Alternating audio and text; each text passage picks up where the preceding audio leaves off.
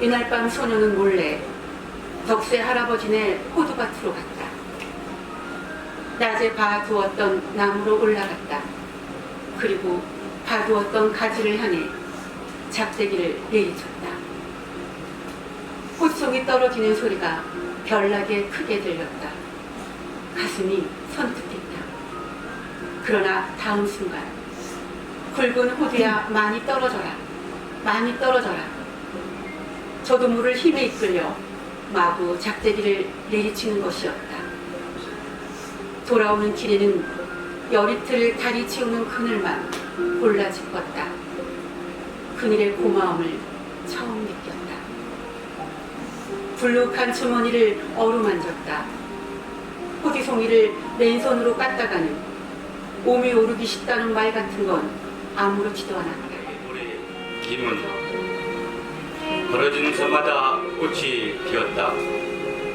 꽃피는 숲에 재은 올이 비쳐 구름처럼 부풀어오른 섬들은 바다에 결백된 사슬을 풀고 어두워지는 수평선 너머로 흘러가는 듯 싶었다.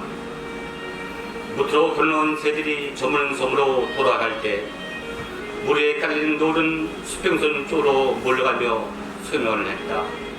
저녁이면 먼 섬들이 광모 속으로 불려가고 아침에 떠오른 해가 먼 섬부터 다시 세상에 돌려보내는 것이어서 바다에서는 늘 먼 섬이 먼저 소멸하고 먼 섬이 먼저 떠올랐다. 저먼 해가 마지막 노래 반짝이던 물 비늘을 걷어가면 바다는 캄캄하게 어두워갔고 밀물로 달려들어 해안 하나에 부딪히는 파도 소리가 어둠 속에서 뒤채었다. 사자 완인이 이현. 완인이는 네 다리가 와들와들 떨렸다. 마디바를 똑바로 보기도 어려웠다. 그대로 마디바 앞에 고개를 조아리고 엎드리고 싶었다. 말라익하는 풀숲에 앉아 마디바를 향해 깊이 머리를 숙이고 있었다. 마디바의 사자라면 마땅히 그래야 했다. 눈을 피하지 않는다는 것은 복종하지 않겠다는 뜻이었다. 완인이는 아산테의 그 말을 생각했다. 조금씩 진정이 되었다. 비로소 떨지 않고 입을 열 수 있었다. 네, 마디바 할머니, 완인이에요. 그래, 완인이 약해 빠진 아이였지. 결국 어른이 될 수 없을 줄 알았는데 마디바가 완인이를 찬찬히 뜯어보며 나를 이었다. 여전히 몸집은 작고 앞으로도 그럴 테지만 눈빛이 용맹하구나. 무리를 이끄는 암사자의 눈을 가졌어. 쓸모. 내 영혼이 따뜻했던 날들. 포레스트 카터. 정찰을 맡은 까마귀 한 마리가 하늘을 날면서 날카롭게 까까 3번 울었다. 아마 우리가 여기 있다는 신호였으리라.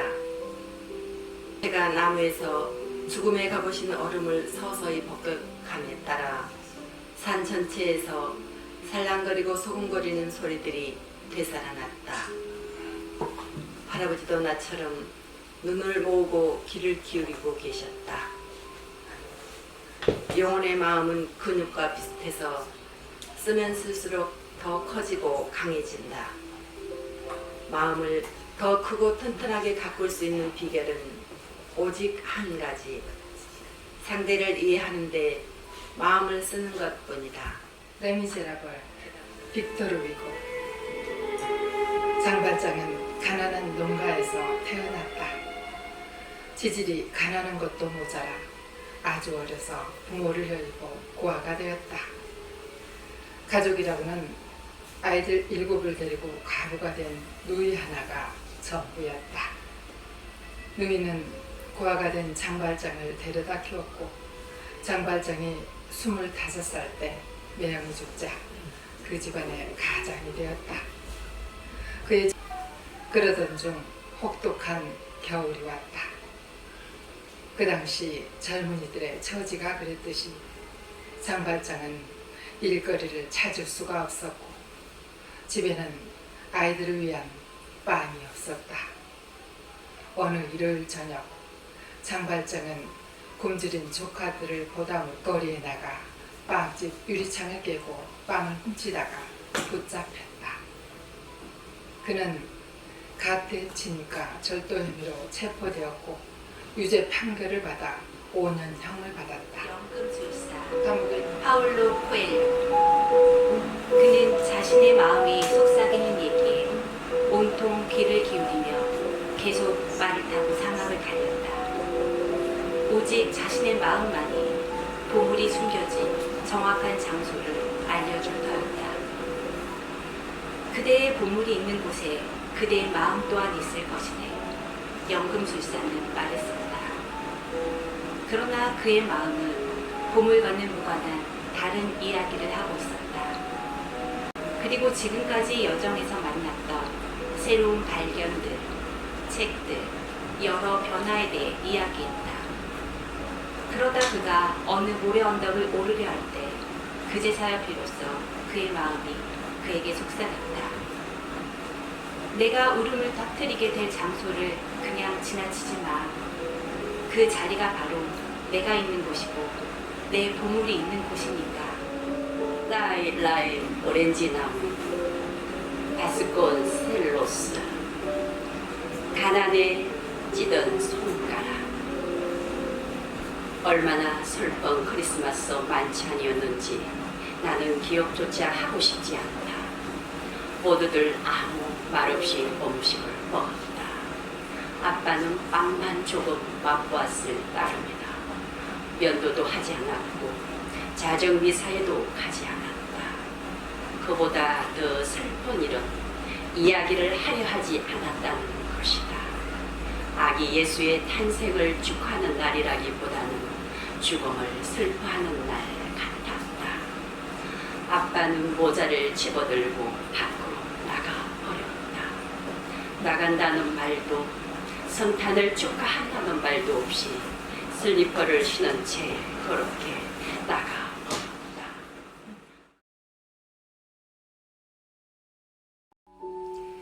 빨간 머리엔 루시모드 몽고메리 자신이 아주 많이 사랑하고 자신에게 그렇게 친절했던 메시 아저씨를 위해 눈물을 흘릴 수 없다는 것은 정말 끔찍한 일이었다. 어제 저녁만 해도 해질녘에 함께 걸었던 메시가 지금은 아래층 어두운 방에서 굉장한 평화를 얻은 듯 고요히 누워있었다. 하지만 처음에는 눈물이 나오지 않았다. 어둠 속에서 창가에 무릎을 꿇고 앉아 기도하며 언덕의 너머의 별을 쳐다보았다. 그래도 눈물은 나오지 않았다. 좀과 똑같이 끔찍하게 무딘 고통만이 그날의 아픔과 흥분에 지쳐서 잠들기 전까지 계속되어 애는 밤에 자다가 깼다. 주변은 고요하고 어두웠다. 그날의 기억이 슬픔의 파도처럼 몰려왔다. 김약국의 딸들 박경리 보고 싶었다. 떨어진 장지문 사이로 햇빛이 여러 줄기 방 안으로 스며들었다. 용나는 방에 들어누워 사과를 깨물어 먹고 있었다. 머리맡에는 과자 봉지가 너절하니 널려있고 어젯밤에 마시다 둔 물그릇 속에는 파리 한 마리가 헤엄치고 있었다. 분순아, 야, 느려 빠진 대답이 부엌에서 났다. 저녁밥 다 됐나? 아직 안 됐습니다. 아침에요. 아이고, 배고파 죽겠다. 용나는 비스듬히 몸을 일으키며 사과 껍질을 뱉어낸다. 박사가 사랑하는 사과 수시, 오가와 요코. 나와 우리 아들은 그를 박사라고 불렀다. 그리고 박사는 우리 아들을 루트라고 불렀다. 아들의 정수리가 루트 기어처럼 평평했기 때문이다. 오, 이거 꽤 영리한 마음이 담겨 있을 것 같군. 박사는 아들의 머리를 이리저리 쓰다듬으면서 말했다. 친구들에게 놀림을 당하기가 싫어 늘 모자를 쓰고 있는 아들은 머리카락이 헝클어질까봐 고개를 움츠렸다. 이걸 사용하면 무한한 숫자나 눈에 보이지 않는 숫자에도 번듯한 신분을 줄 수가 있지. 그는 집게 손가락으로 먼지 쌓인 책상 구석에 그 모양을 그렸다. 그레고아르 책방 할아버지 마르크 로제. 나는 이제 막 18살이 되었다. 중학교, 고등학교, 그리고 곧바로 취업. 떨어져 나온 거다. 복잡하게 생각할 것 없이 수치상으로 지원자 가운데 80%가 바칼로레아에 통과한다. 나는 그저 나머지 20% 쪽으로 스르르 굴러떨어진 거고, 그 통계에 과연 내가 포함되었는지조차 불확실하다. 학교 선생님들은 전혀 신경 쓰지 않았다. 과목을 막론하고 그레고아르 젤랭, 출석, 결석. 출석은 했지만 결석한 거나 마찬가지인 존재. 그야말로 완벽한 벽으로 드나드는 남자. 중학교 4학년 때 진로 상담을 받으면서부터 나는 정말 당혹스러웠다. 데미안, 헤르만 헤세. 나는 어린아이 때 늘 그랬듯이 다시 꿈을 많이 꾸기 시작했다. 여러 해 동안 꿈을 꾸지 않았던 것 같다. 꿈이 다시 나타났다. 전혀 새로운 종류의 영상들, 그리고 매우 자주 그 초상이 꿈속에서 떠올랐다. 살아서 이야기하며 친절하거나 적대적으로, 어떤 때는 얼굴을 찡그렸고 어떤 때는 무한히 아름답고 조화롭고 고귀했다. 그리고 어느 아침 그런 꿈들을 꾸다 깨어났을 때 나는 갑자기 그 그림의 실체를 알아보았다. 그 그림은 참으로 기막히도록 친숙하게 나를 바라보고 있었다. 내 이름을 부르는 것 같았다. 나를 잘 아는 것 같았다. 어머니처럼 아득한 시절부터 내내 나를 향해 있었던 그 것. 많던 시간은 누가 다 먹었을까? 박안서. 오빠는 비명 한 번 안 지르고 희미하게 웃기까지 했다. 희망을 잃은 평온함이 처절해 보였다. 심으로 쓸 가재와 붕대, 소독약, 연고 등 있는 대로 우리에게 다 주고, 의사도 가족과 함께 피난을 떠나고 동네가 텅 비었다. 우리가 남의 병원을 독차지한 지 사나흘 만에 마지막 후퇴령이 내렸다. 이른바 일사후퇴였다.